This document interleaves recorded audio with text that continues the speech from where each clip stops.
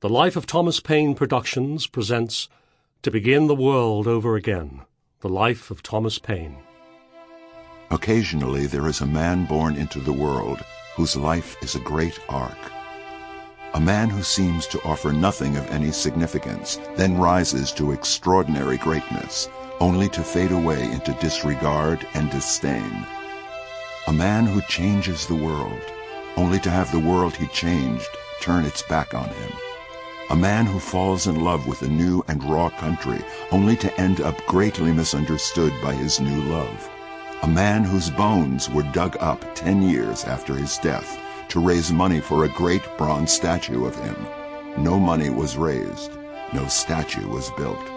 But then there were also declarations and constitutions and revolutions and friendships with extraordinary men, and perhaps above all, the thrill of the Enlightenment, when all the potential of humanity was about to burst forth, when it seemed that mankind could begin the world over again. Good evening, ladies and gentlemen.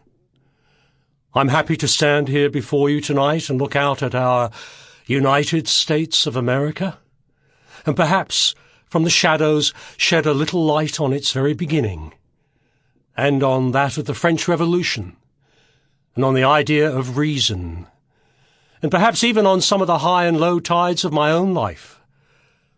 And if you fear a history lesson tonight, what is history for but to remind us of our better dreams? And what is life for but to search for the truth? So let me begin by saying that the rumours of my addiction to alcohol were a lie. As to me being a filthy little atheist, filthy certainly not. Untidy, I grant you. Little, obviously not. An atheist, never.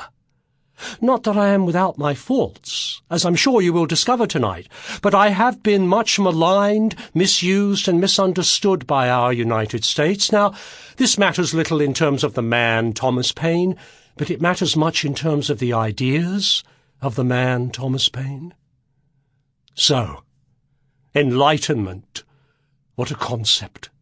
That we could end ignorance and poverty, that we the pawns could take the power from the kings and queens and bishops, that through reason and curiosity and science we the people could begin the world over again. Well, my world began in Thetford, Norfolk, England, next to a wild moor, full of life, but the smell in town was of death from Gallows Hill. March was the big month for hangings, and a very busy month it was, what with all the dancing and revelling and ropes. You could be hanged for stealing a pound of tea. Not a good time to be poor, or hungry, or thirsty. But then we did, thank God, have religion. Now, I had two. On my mother's side, the Church of England, which all goes back to Henry VIII and the Pope, and of course sex. On my father's side, the Quakers. No popes here, and I suspect not a lot of sex. And such dour colours. But I remember a moment of reflection at aged 8, after a sermon, about a God who would sacrifice his own son in order to bring revenge on us wretched humans. And I walked out into the garden, down steps I can still now perfectly see in my mind, and I reflected that God was too good to ever take part in such a deed. I continue to believe that.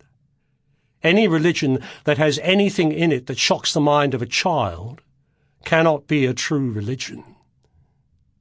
I also, at aged 8, began my career as a writer. Epitaph to a Crow by Thomas Paine. Here lies the body of John Crow, who once was high, but now is low. Ye brother crows, take warning all, for as you rise, so must you fall. So young, so poetic, and so prophetic. I also sang songs when asked to, and sometimes when asked not to. Now, my father was a master craftsman staymaker. You see, the 18th century woman desired to have, or should I say, the 18th century man desired his woman to have, a generous and heaving bosom, leading one down to a petite little waist. Well, God did not always oblige, so in stepped the staymaker to create something along those lines.